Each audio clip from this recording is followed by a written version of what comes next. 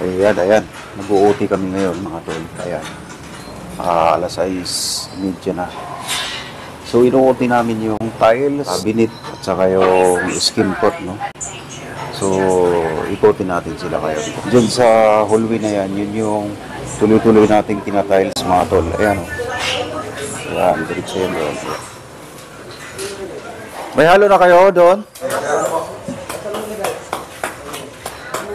Diretso yung tiles natin ang doon. Doon sa may dulo, ito. Puro 60 by 60. Ito naman, sa part na to, plastering. Ayan.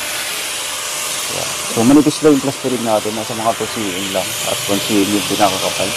Ito naman sa part na to, ito yung groove natin na design. Ayan. Hawapansin natin yung groove mga tol. Ito naman, patungan ng condenser. Okay. Ayan, groove yan. Yung mga gilid na yan. Hanggang doon. Ito sa front area to. Buo na siya. Yan. Yung pinakakabinet, dito yung nakapwesto sa part na yan. Okay. So, magiging design yan sa part na yan dyan. Okay. Yan. Electrical piping. Yan. Tuloy-tuloy yan doon mga tol. Yan. Lahat na yan sa mga electrical piping natin yan. Bago natin takpan ng insulation. Okay. Yan doon. Yan. Haba niyan mga tol. Hanggang doon sa dulo. Yan.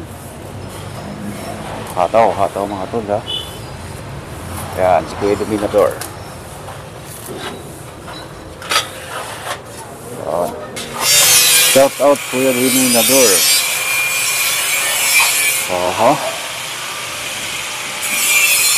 Hataw lang.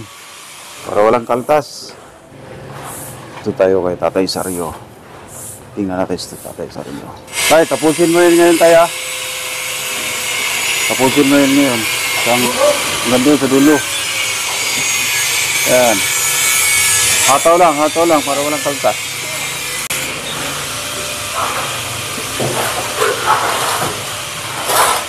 Ito tayo sa loob naman sa tiles.